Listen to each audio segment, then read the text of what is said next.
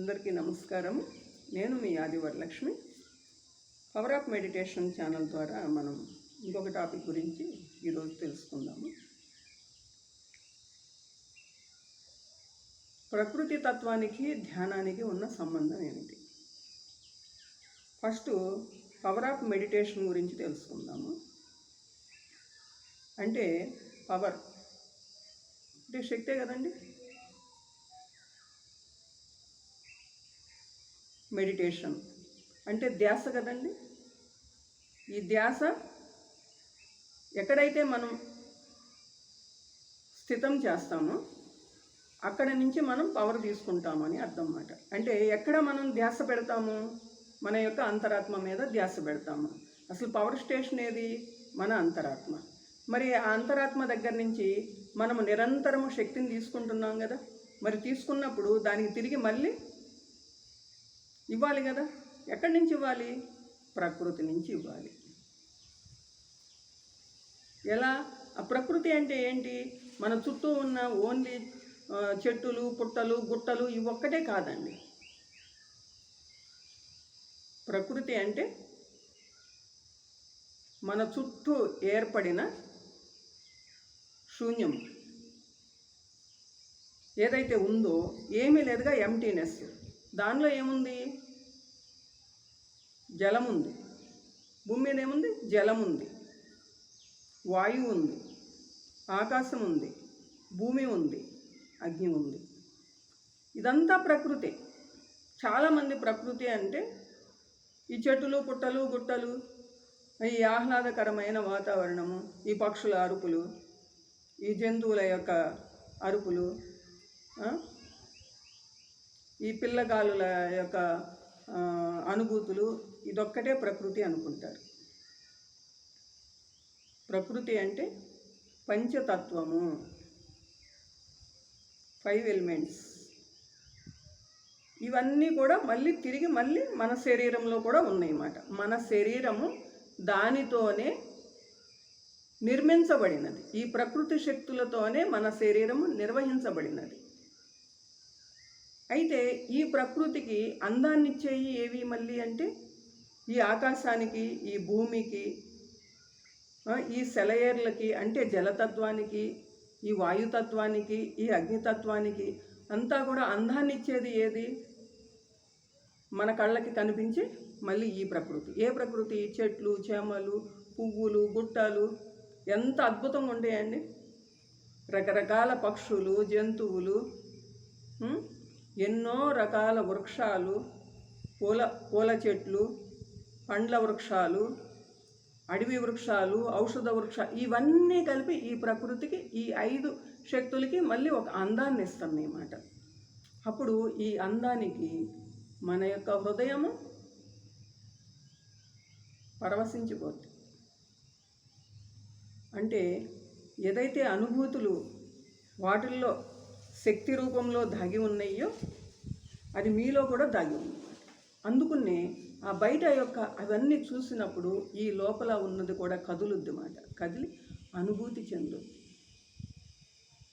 అయితే మరి ఈ అనుభూతులు మనం లోపల ఆస్వాదించగలిగే స్థితిలో ఉన్నామా అని ఒక ప్రశ్న చేసుకోండి. అదే ప్రకృతికి ధ్యానానికి ఉన్న సంబంధం గురించి ఇప్పుడు మనం తెలుసుకోబోతున్నాం అన్నమాట. ప్రకృతిలో అనుభూతులు ఉన్నాయి. ధ్యానంలో ధ్యాసతో పాటు శక్తి నిక్షిప్తమై ఉందన్నమాట. ధ్యానం అంటే ధ్యాసే. ఆ ధ్యాసని మనం ఎక్కడ పెడుతున్నాము అంటే ఎక్కడ లయం చేస్తున్నామంటే మన అంతరాత్మలో లయం చేస్తున్నాము. అంతరాత్మలో ఏముంది? శక్తి. మనసులో ఏముంది? జ్ఞానము. శరీరంలో ఏముంది? సుఖము.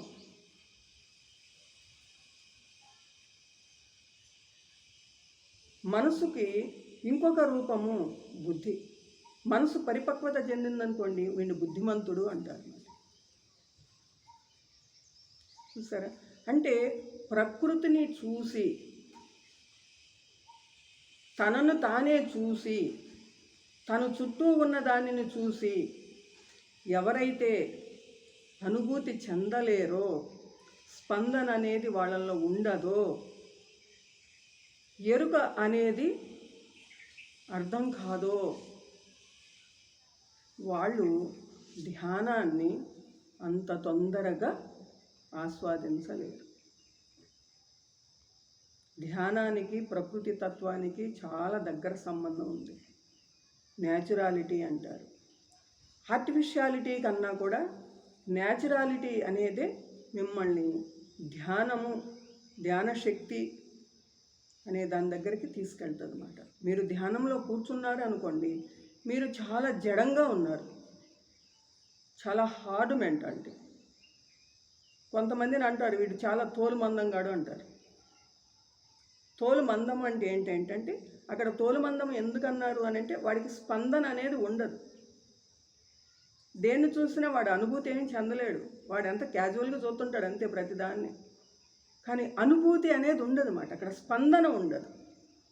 కొంతమంది చూడండి, ప్రకృతి వాతావరణంలోకి వచ్చిన ఏదన్నా చక్కటి ప్రదేశాలకు చూసినా వాళ్ళు వెంటనే స్పందిస్తుంటారు. అబ్బా ఎంత ఆహ్లాదకరంగా ఉంది అని అంటారు కొంతమంది అసలు వాళ్ళు ఏం చూసారో కూడా వాళ్ళకే తెలియదు.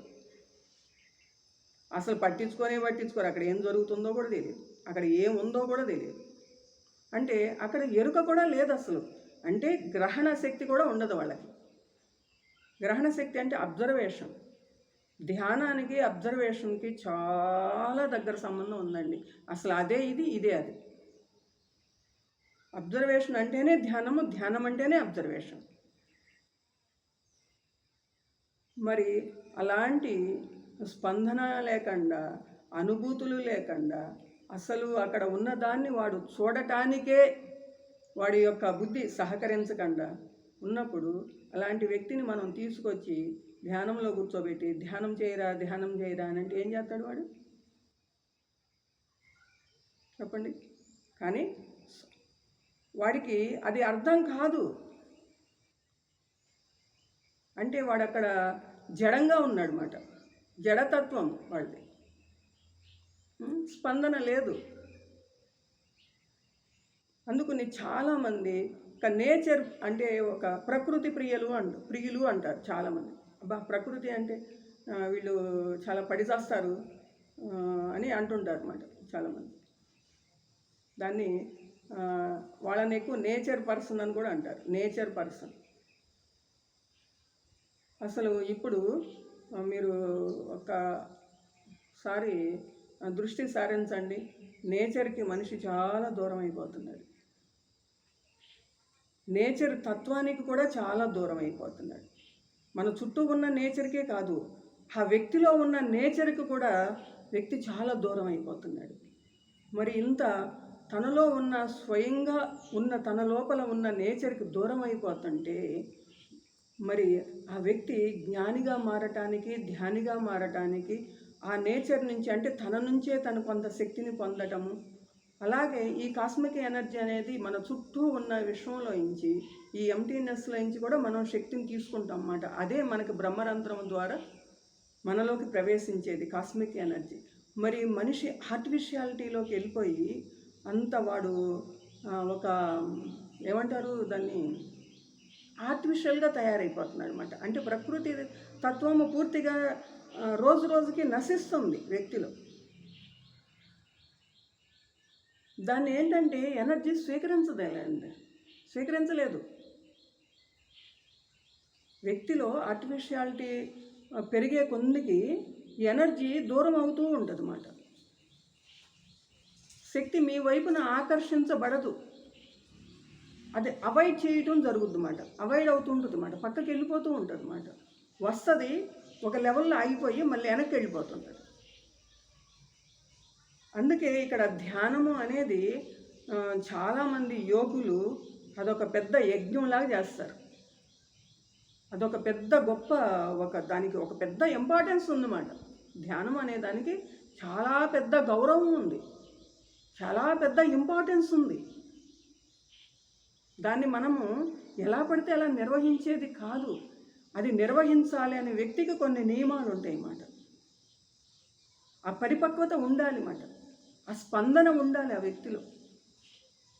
నేను దీన్ని సవ్యంగా నిర్వహిస్తాను అన్న కాన్ఫిడెంట్ ఉండాలి. అంటే మనిషిలో ఫస్ట్ న్యాచురాలిటీ ఉండాలి.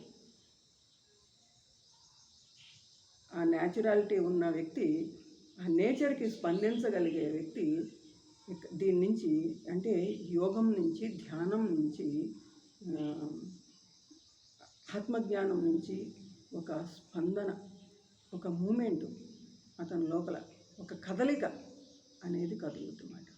అప్పుడు ఆ ధ్యాస ఎక్కడైతే స్థితమవ్వాలో అక్కడ స్థితమయ్యి అతను ఆ అంతరాత్మకి, అంటే అతని యొక్క ఆత్మకి కనెక్ట్ అయ్యి అక్కడి నుంచి పరమాత్మని తెలుసుకోగలుగుతాడు.